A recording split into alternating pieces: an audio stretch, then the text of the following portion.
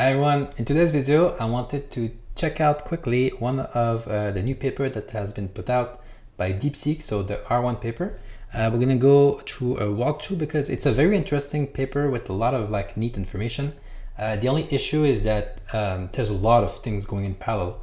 So I have a little map that I found out, and then we're gonna use this to walk through the paper and check out all of the interesting bit. So this way, when you're gonna actually read it, you're gonna be able to situate yourself a bit more. So if we just take a broad overview of what's going on, we start with the base model here, DeepSeek V3 base, and the whole output is to generate these three things. So DeepSeek R1-zero, DeepSeek R1 distilled, and DeepSeek R1. These models are reasoning models, like the O1 model from OpenAI. So if we dive into the result here, you can see here DeepSeek R1 is this big blue bar, and you have these 6 benchmarks, and the TLDR here is that it's very close to OpenAI O1. So close to OpenAI O1 that you could argue that it kind of reproduced it a bit, except on this one. But it's very close in general, right? And it's better than just the DeepSeek V3, which was the model that is based upon. So the reasoning that we're adding on top of DeepSeek V3 is helping in all of these different complex benchmarks. One thing to note here is that this is mostly just doing post-training. It's not doing pre-training. It's using the pre-trained model DeepSeek V3, which was recently put out, right? So when you look around and see the different tech company kind of freaking out about DeepSeek, it's not the DeepSeek R1 that they're freaking out. It's literally this one, the DeepSeek V3, which is used as the base. Reproducing the R1-zero result is not that complicated, that much. It's this one that is a bit more complicated to reproduce. And where is a lot of the hype is around. So we're not going to go into DeepSeek V3, but know that this is a mixture of expert model that is also open source. Let's start our little walk through this paper. So we're going to start with the DeepSeek V3 base, and then we're going to go over here, right? We're going to go into this little block, and then we're going to do the reasoning-oriented reinforcement learning, right? To learn reasoning, not through a supervised fine tuning with human feedback and whatever, just with the reinforcement learning. So just with this and proper reward functions, the researchers at DeepSeek managed to get this model to becoming a reasoning model on par with O1. This is what they did, right? So let's take a look at it. There's 2 blocks that are important here. There's the reward function that they're using, right, or reward system. And then there's this thing, the GRPO that we're calling. Both of these things play together in order to make it so that we don't need a human in the loop or more data here to do what we need to do. So the group relative policy optimization is not coming from this paper, actually. The idea came a bit earlier in this other paper, so DeepSeek Math, pushing the limit of mathematical reasoning in open language model. So this was in April 2024. And you see here DeepSeek Math is better at this particular math benchmark. So I think that they seen what they did with group relative policy optimization on the math benchmark, and then they were like, hey, we could do so much more with it. So DeepSeek R1-zero was built out. We're not going to go into this paper either, but know that this is not a new idea. It's coming from here, and then it's very useful. So what's going on is this very huge formula. In a nutshell, we're trying to do reinforcement learning, and reinforcement learning is quite simple. Is you have an agent of some sort with some policy, which is its parameter, set of action that they can do, a set of state, and then the environment is giving it reward about is it doing good or not. And if it's going good, the policy should be updated so that the agent can move through the environment and get more of the reward and less of the bad stuff, right? In this case, what they're doing is they're trying to teach the model to reason through the task properly and then make it emerge so that the performance is better. That's what they're doing. And then with a certain format of answer to be put out. Remember, this is DeepSeek V3. So they're trying to make DeepSeek V3 better at reasoning. Very important. They're not trying to make a model that is pre-trained from scratch to do reasoning. Trying to make the DeepSeek V3 model, base model, be better at reasoning. The prompt that they're using is this thing, right? So blah, blah, blah. A conversation between user and assistant. You see it's a very, very tight prompt. And then between here, this is where it's saying like, hey, you should be doing reasoning. Process necessary closing within think and think here. And then here in think, reasoning process go here. So they're telling the model to follow this format. They're not going crazy in terms of like restraining the model and manipulating it so it does that. There is some reward function to make it stay there, stay in this relative format in terms of think. But this is where in the think that it will output is chain of thought that it will feed back into itself with reasoning token. We're gonna go through the reward model and then we're gonna go back to GRPO. So here, the important point in this paper is that it's a rule-based reward system. So there's no critic model in this part. In the other part there will be, but in the R1-zero, there is no critic model that is happening. So there's not another neural network that is trained to critique whatever this model is outputting. It's just deterministic reward functions. It's only deterministic stuff. So here you have the accuracy reward on some of the benchmarks. So for example, for lead code problem, there's like, is it compiling? If it's compiling, cool, you get a point. Is it like clearing up the test? If it's clearing some tests, but not others, you get some point. So it's very deterministic. And so this is where the link to the reinforcement learning loop from the environment is.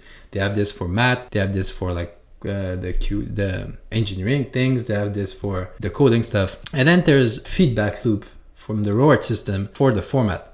And the main thing that they're trying to do is like keep your reasoning between the think tag. And that's kind of that. Like this is what's going on with the reinforcement learning loop. So we have this, and then this is getting fed to this formula. That reward that we saw previously, it's this thing. It's the advantage that we call in reinforcement learning, and it's this advantage is just like the rewards normalized, basically, with the mean standard deviation. So keep that in mind, because when we're going to go over here, we're trying to maximize this whole beast over here, trying to get the biggest number here. And then the policy in this setup is pi. And you see here we have 2 pi. We have the old pi and then the current pi. So this is what the parameter that we're trying to change right now. So in this pi old is the parameter that led to the output that we're using at the moment. So you see here we have these O's and then these Q. So for a given question, the model will output many output, right? It will shoot out many of its output.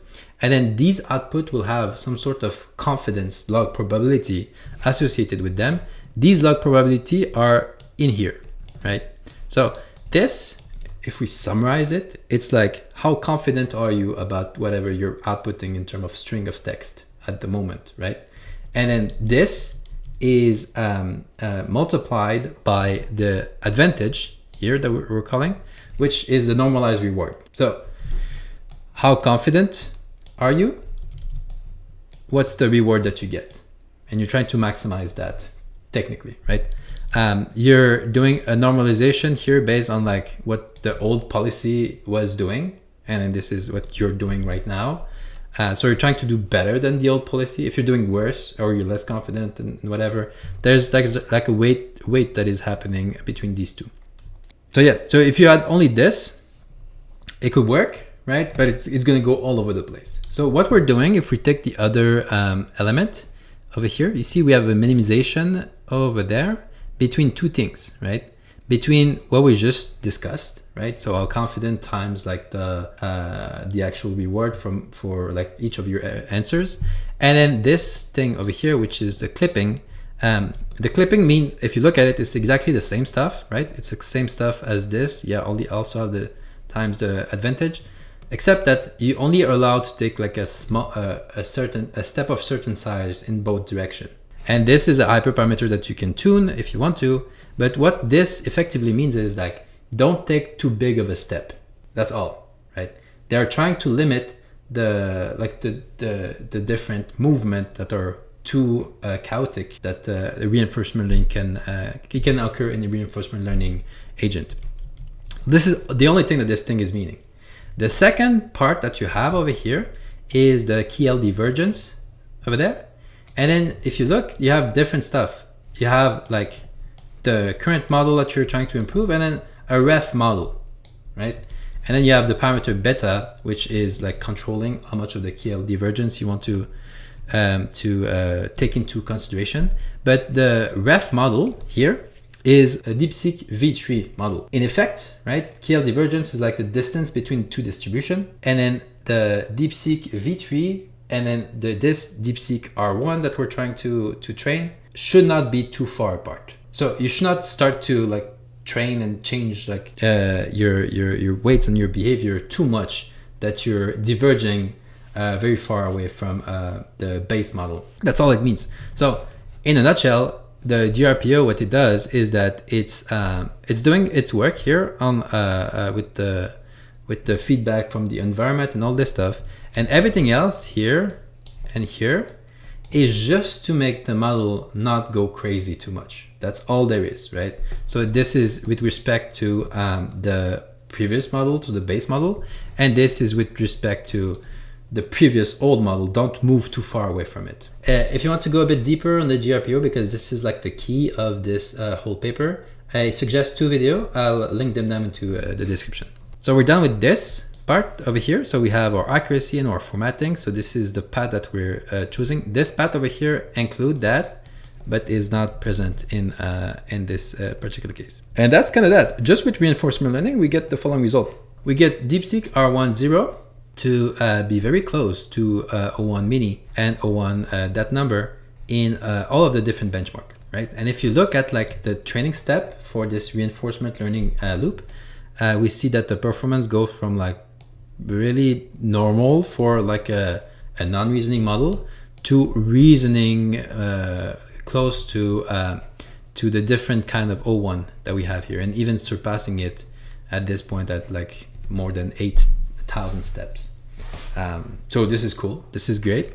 The part that is very interesting is this curve over here, right? So what this curve shows is that as the training step increase, the model is giving more and more lengthy reasoning response within its think tag. But in no moment did we force it to do that really. It just learned that like through the reinforcement learning loop, if I increase the amount of text I have in my reasoning, I'm getting better result and more rewards. The only part really where we're incentivizing it to do that is here in the prompt, and it's not too crazy. We're just asking it to reason, and then it's doing its stuff to reason here.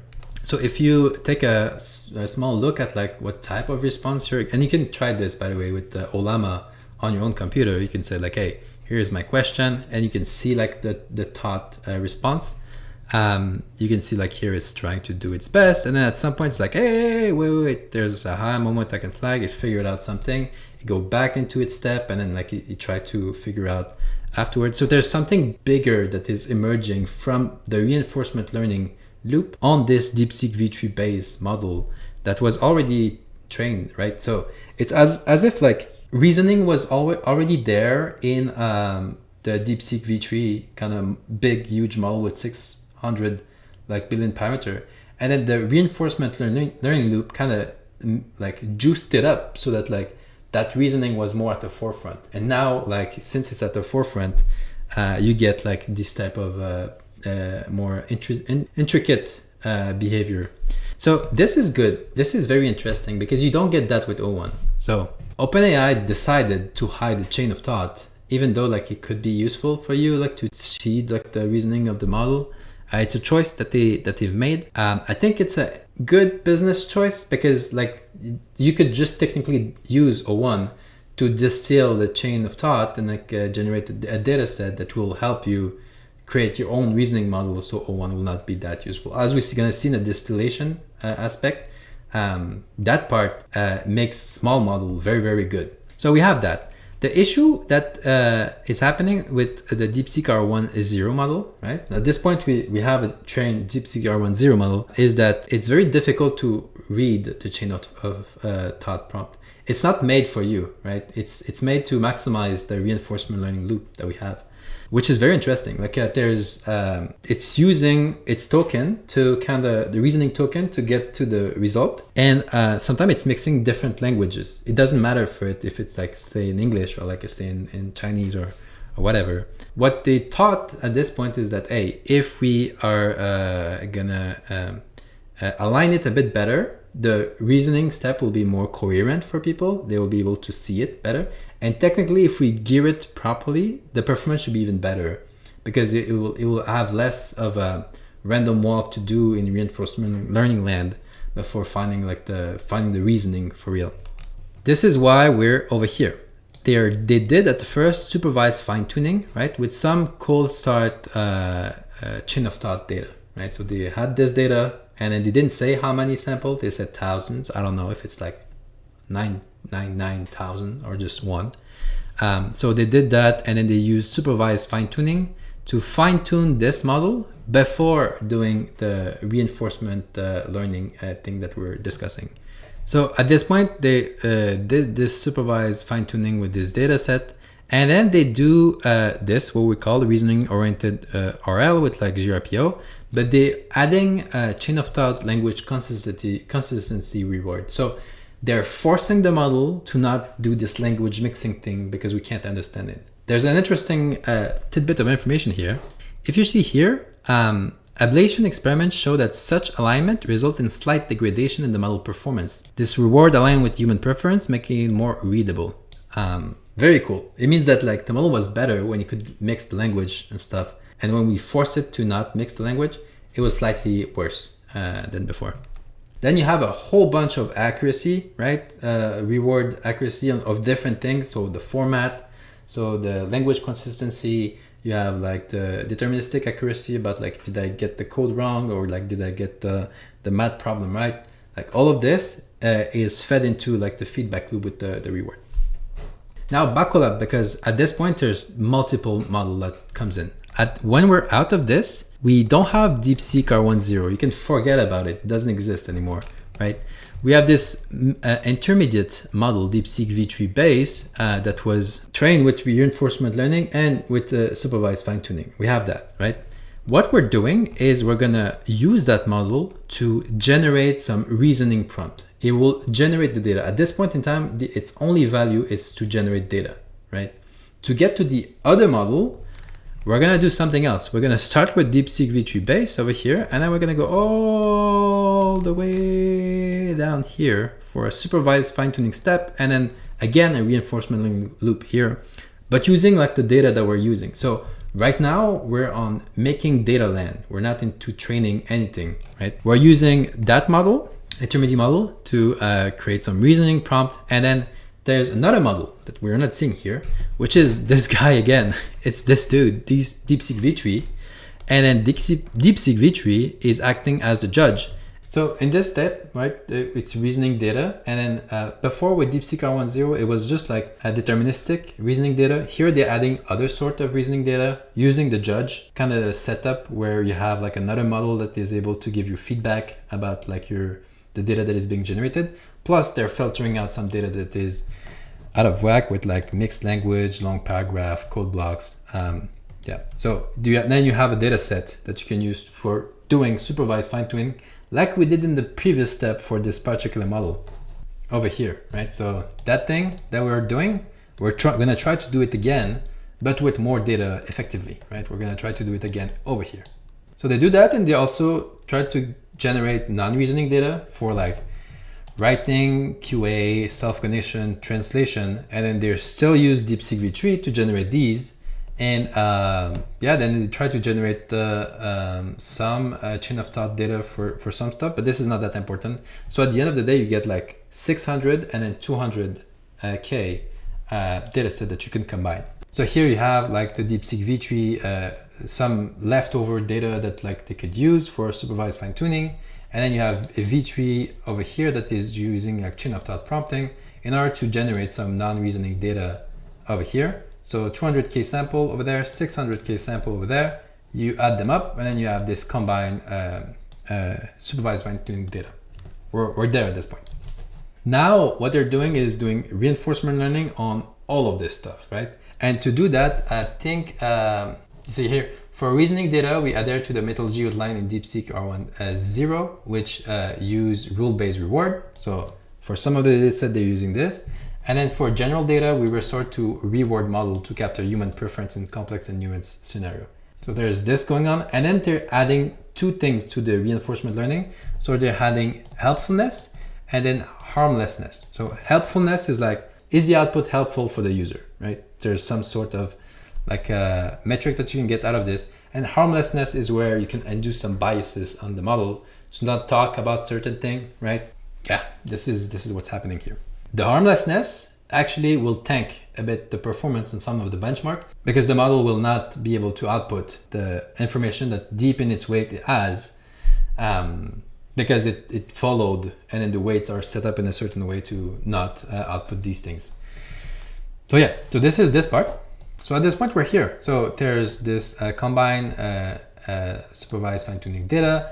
You do supervised fine-tuning on the DeepSeek V3 base over here, right? You do that over there, boop, with the 800K sample. And once you supervise fine-tune, after that, use reinforcement learning here. So this is where we're doing the preference reward that we just talked about. And through this loop, which is the same as the DeepSeek R1-zero over there, but with like not just rule-based stuff, you get DeepSeek R1.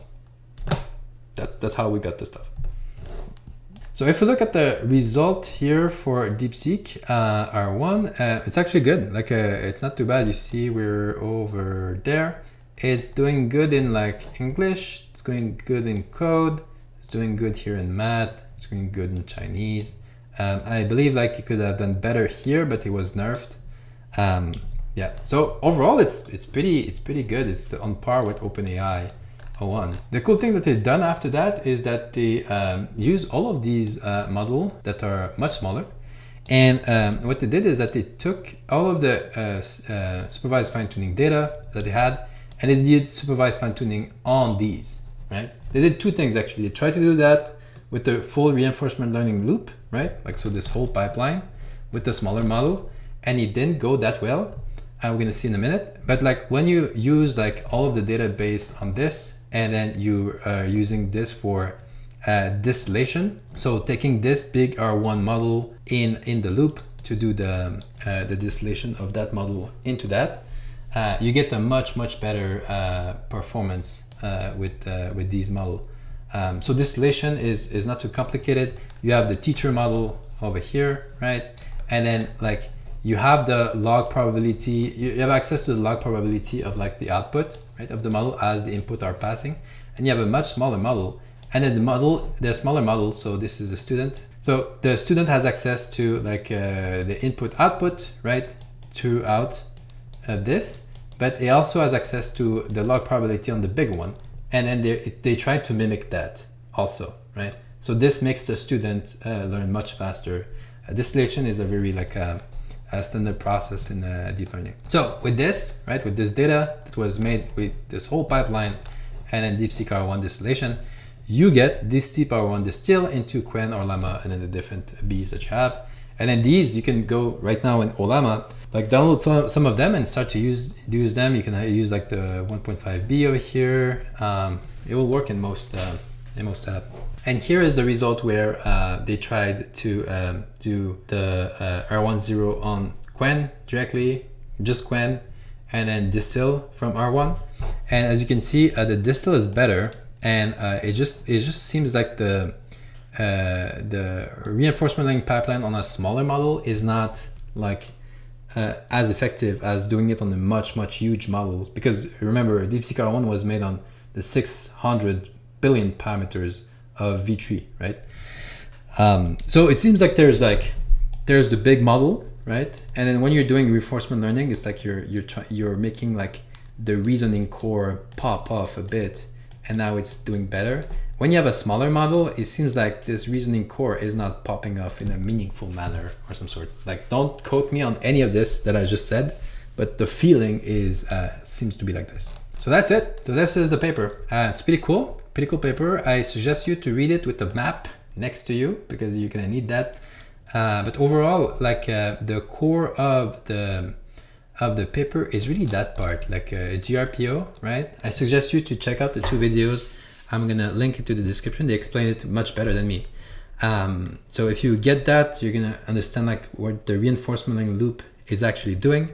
Understand also it's like rule-based reward, right? So this explains some of the speed up that they had over here. So I hope you enjoyed the video. Thank you for watching. Leave a like if you find this useful. So also big thanks to the subscriber that I'll also sponsor. I really appreciate the support. Thank you very much. So if you have any question, don't hesitate to leave a comment. I'm really here to help, and have a great week, everyone.